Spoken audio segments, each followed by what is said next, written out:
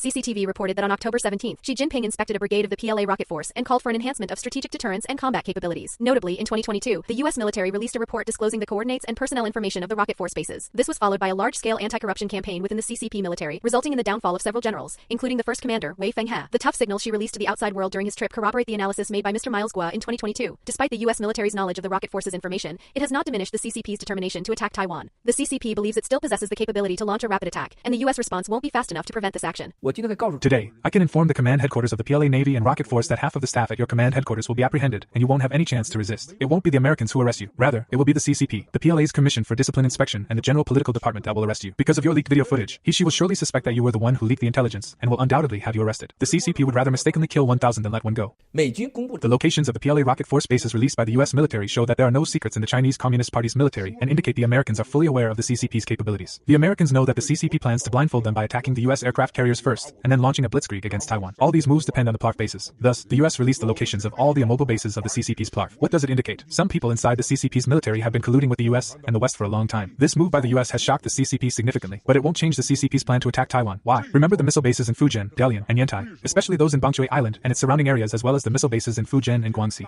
No anti-missile system can intercept the missiles targeting Taiwan launched from these areas. It is impossible to shoot down all of them because these bases are too close to Taiwan. If the CCP launches missiles to attack Taiwan and Okinawa, the U.S. military can hardly do anything about it. So what does that mean? If the CCP starts the war, the U.S. will destroy the CCP's military bases. The CCP may launch several missiles to hit Taiwan and Okinawa, but the U.S. will definitely destroy all the CCP's military bases with its space force. If a war breaks out between the U.S. and the CCP, they will fight on three fronts. The first is telecommunication and electronic warfare. Where will the electronic warfare take place? The Beidou navigation satellite system and the CCP's temporary military facilities. The CCP would attack the U.S. satellites. The U.S. would counter with attacks on the CCP satellites. The second front would involve missile attacks, specifically saturation missile attack. The last aspect is the devastating war nuclear warfare. See who dares to use nuclear weapon. What will determine the winner and the loser eventually? Technology, economic power, and determination. If Taiwan, with its limited resource of arsenal, can withstand the CCP's attacks for a maximum of 3 hours, then the U.S. and European allies will join forces with Taiwan. Taiwan must strike back first. By releasing the locations of the bases of PLARF, the Americans are telling the CCP, if you dare to attack, we will destroy all your military bases. If the CCP attempts to blindfold the U.S. will obliterate all the CCP's military bases.